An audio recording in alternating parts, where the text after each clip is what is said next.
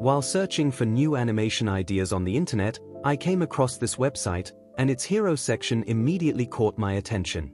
As you move the mouse around, the entire gallery smoothly avoids the cursor, while the cards dynamically react to its movement. Nearby cards are pushed away, distant cards stay compressed toward the center, and together they create this really satisfying floating and squeeze effect. So I decided to rebuild it using React and GSAP, and this is what I came up with. It captures the same interactive feel as the original, with a cursor-following gallery, card repulsion, center compression, and smooth GSAP-powered animations. If you enjoy these kinds of animation tutorials videos, make sure to like the video and subscribe to the channel. Now, let's jump into the code. Inside app.jsx, we don't have much going on.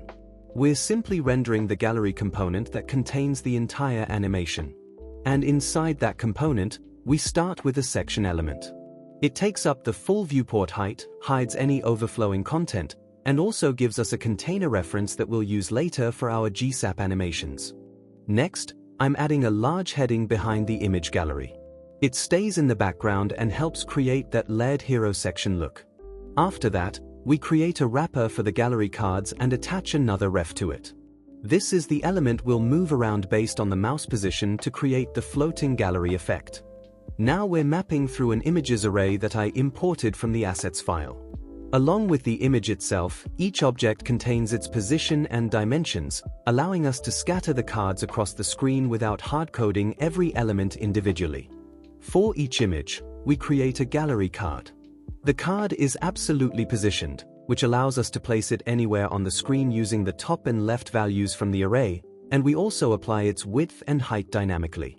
This lets us control the entire layout through the data instead of modifying the JSX.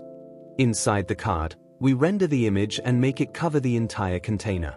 I've also added a hover scale effect, so when you move over a card, it zooms in and adds a bit more interactivity to the gallery. Before starting with GSAP, let's import GSAP and use GSAP, and then register the hook. After that, I'll create two refs. One for the main container, and another for the gallery wrapper that will animate based on the mouse position. Now inside Use GSAP, I'm selecting all the gallery cards. We'll use these elements later to animate each card based on the cursor position. Next, I'm creating a mouse move handler. First, I grab the viewport dimensions and the current mouse position. Then, using GSAP's map range utility, I convert the cursor's X position into a value that we'll use to move the entire gallery horizontally. You can also adjust the 350 value to control how far the gallery stays from the cursor. The larger the value, the more the gallery will move away from it. And we'll do the same thing for the Y-axis. Here, the mouse's vertical position is mapped to a range that we'll use to move the gallery up and down as the cursor moves across the screen. Now that we have both the X and Y values, we can animate the gallery wrapper. As the mouse moves, the entire gallery smoothly follows those mapped positions, creating the floating effect. Next, I'm normalizing the mouse's X position into a value between -1 and 1. This gives us a consistent value regardless of screen size, which we'll use shortly to calculate the compression effect. Using that normalized value, I calculate the compression amount. The farther the cursor moves from the center, the stronger the compression becomes. You can also adjust the value of 300 to control how intense the effect feels. I'm also storing the viewport center, which the cards will compress toward. Next, we loop through every gallery card so we can calculate a unique animation value for each one. Since every card sits in a different position on the screen, we need to process them individually instead of applying the same effect to all of them. First, I get the card's bounding rectangle using getBoundingClientRect. This gives us useful information about the element, such as its position and dimensions within the viewport. Then, I calculate the center point of the card.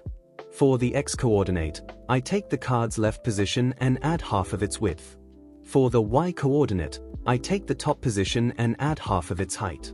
Having the center point makes it much easier to measure the card's relationship to the cursor. Next, I calculate dx and dy, which represent the horizontal and vertical distance between the card center and the mouse position.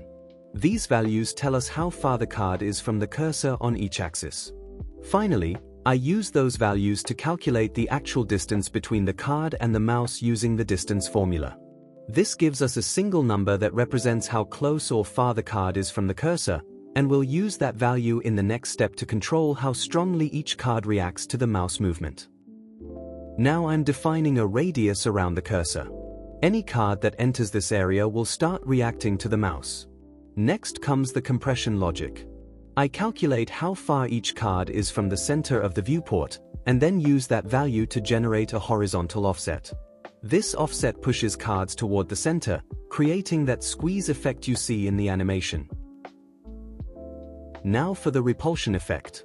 If a card enters the interaction radius, I calculate a force value based on how close it is to the cursor. The closer the card gets, the stronger that force becomes. I then animate the card away from the mouse using the X and Y distance values, while also adding a subtle rotation. The compression offset is still applied, so both effects work together at the same time. If the card is outside the interaction radius, it won't be repelled by the cursor anymore. Instead, it smoothly returns to its default state while still keeping the compression effect applied, which helps maintain that squeezed gallery look across the entire layout. With the animation logic in place, I simply attach the mouse move handler to the window so the gallery can react to the cursor anywhere on the screen.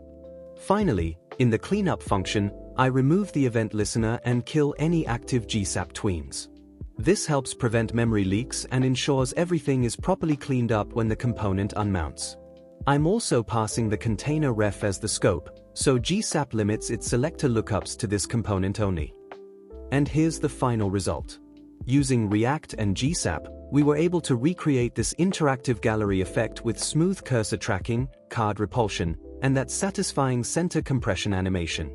If you enjoyed the video or learned something new, subscribe to the channel and make sure to leave a like. Thanks for watching, and I'll see you in the next one.